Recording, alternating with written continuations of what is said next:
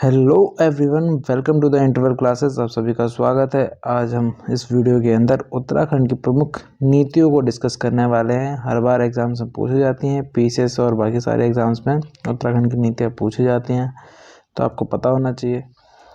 तो हम आज स्टार्ट करते हैं अपनी वीडियो को।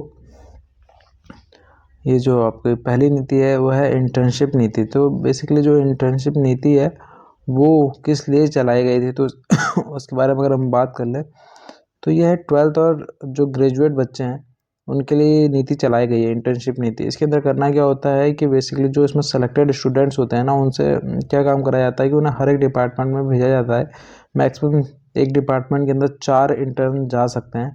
वहाँ पे सर्वे और जो एनालिसिस, जो विश्लेषण का जो काम होता है, उसके ऊपर जो रिपोर्ट तैयार की जाती है, उसमें इन बच्चों की हेल्प ली जाती है। तो इसमें जो प्रावधान रखा गया है वो 5 से 8 हज़ार रुपये पर मंथ का मानदेय देने का प्रावधान रखा गया है कि उन बच्चों को इतना मानदेय दिया जाएगा करके। ठीक है। अब नेक्स्ट अगर नीति की बात करें हम, तो ये नीति है युवा पेशेवर नीति। ये जो है ये आपके 20 से 30 वर्ष की आयु के बीच के जो बच्चे हैं उनके लिए है, जो बेसिकली ग्रेजुएट हो चुके हैं। तो इनसे जो काम कराया जाएगा वो विभागीय नीतियों और परियोजनाओं को तैयार करने में जो उनका सहयोग लिया जाएगा। तो जो विभाग की परियोजनाएं और जो नीतियाँ होती हैं उन सभी को तैयार जो करना होगा, उसमें इन बच्चों की क्या करें, हेल्प ली जाएगी। और इसमें जो मानदेय रखा गया है वो 15,000 रुपये पर मंथ का मानदेय रखा गया है। नेक्स्ट नीति की बात करें अगर हम, तो यह है ऊर्जा नीति। इसमें ये कहा गया है कि बेसिकली जो पहले मतलब प्रावधान था उसमें ये था कि 5 मेगावाट का जो संयंत्र, ऊर्जा संयंत्र लगते थे नदियों पर और बाकी जगहों पर, तो प्राइवेट कंपनीज लगाती थी। तो अब इसमें ये कहा गया है कि इसे स्थानीय लोगों को दे दी जाए कि अगर 5 मेगावाट का जो ऊर्जा संयंत्र होगा वो स्थानीय लोग लगाएंगे, और बेसिकली जो भी एमएसएमई के फ़ायदे होते हैं 2015 के अकॉर्डिंग वो सारे उन्हें दिए जाएंगे। तो ये फ़ायदा मतलब स्थानीय लोगों को दिया गया है और उनको वो सारी चीज़ें दी जाएंगी।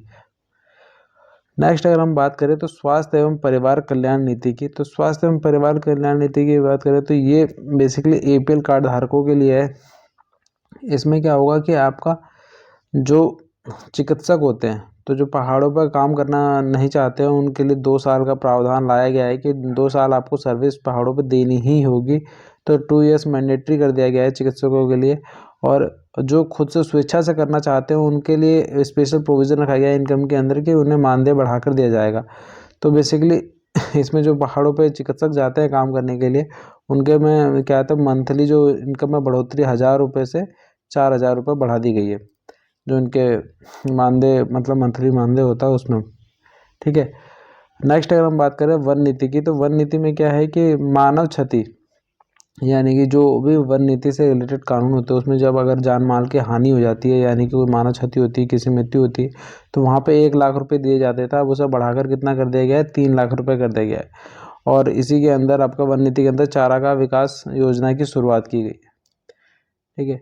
युवा नीति की बात करें तो ये नीति आई थी 2011 में, जिसमें 2 वर्गों में बांटा गया था। एक 6 से 14 वर्ष का वर्ग था और एक 14 से 35 वर्ष का वर्ग था। तो इन दोनों वर्गों में ध्यान दिया गया है कि किस तरह से हम इन्हें मतलब इन्वॉल्व कर सकते हैं, जो आज के समय की मुख्य धारा है। तो उसमें किस तरह से ये लोग पूरा इन्वॉल्वमेंट दिखाएंगे, उनमें कौन कौन सी नीतियाँ बनाई जाए, उसके लिए क्या क्या चीज़ की जाए, इसके लिए सेवा योजना कार्यालय, खेल मंत्रालय, सभी से बातें की गई हैं।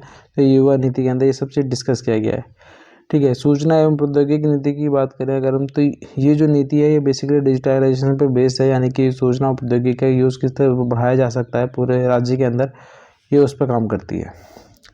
ठीक है। नेक्स्ट अगर नीति की हम बात करें तो महिलाओं के लिए जो पंचायतों में 50% आरक्षण दिया गया है। तो देखो 12 मार्च सन 2008 को 3 विधेयक आते हैं, संशोधन विधेयक। तो पहला होता है आपका पंचायती राज विधेयक, दूसरा नगर निगम अधिनियम और तीसरा होता है आपका नगर पालिका अधिनियम। तो ये तीनों के तीनों 12 मार्च 2008 को पेश किए जाते हैं।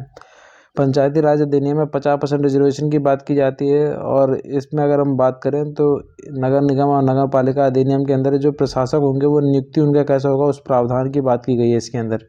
ठीक है। तो इसको पेश किसने किया था, तो प्रकाश पंत ने किया था, जो उसका कार्य मंत्री थे। उत्तराखंड वन्य जीव बोर्ड की बात करें तो इसमें क्या है कि वन्य जीव संरक्षण अधिनियम 1972, और इसमें ये बताया गया है कि बेसिकली किस तरह से यहाँ पे एक बोर्ड बनाया गया जो कि वन्य जीवों को देख रेख करेगा। तो बेसिकली आपको इसमें बस इतना ही जानना था। और नेक्स्ट नीतियाँ जो है वो नेक्स्ट वीडियो में डिस्कस करेंगे। ये बहुत ही छोटी वीडियो है, बेसिकली बस ये देखने के लिए है कि आप लोग इंटरेस्टेड हैं कि नहीं है नीतियाँ और योजनाओं को जानने में। ठीक है, अगर आप लोगों को ऐसी वीडियोस चाहिए तो आप मुझे कमेंट करके बता सकते हैं। Thank you so much.